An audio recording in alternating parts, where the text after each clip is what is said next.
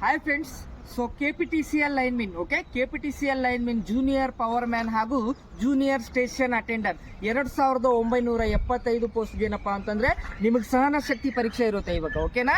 Next ಬಂದ್ಬಿಟ್ಟು ಸಹನ ಶಕ್ತಿ ಪರೀಕ್ಷೆಗೆ ಬೇಕಾಗಿರುವಂತ physical training ಇಲ್ಲೇನಪ್ಪಾ ಅಂದ್ರೆ ನಾವು ಕೊಡ್ತಾ ಇದೀವಿ. ಇದು ಕರ್ನಾಟಕದಲ್ಲಿ ಫಸ್ಟ್ ಟೈಮ್ ಸ್ಟಾರ್ಟ್ ಮಾಡಿದ್ದು.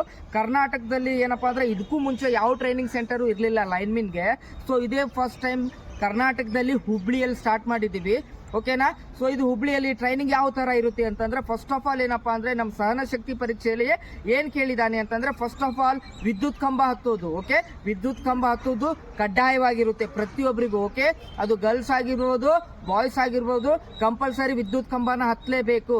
ನೆಕ್ಸ್ಟ್ ಬಂದ್ಬಿಟ್ಟು ನಿಮ್ಗೆ 100 ಮೀಟರ್ ರನ್ನಿಂಗ್ ಕೇಳಿದಾನೆ. 100 ಮೀಟರ್ ರನ್ನಿಂಗು 14 ಸೆಕೆಂಡ್ ಅಲ್ಲಿ ಮಾಡಬೇಕು.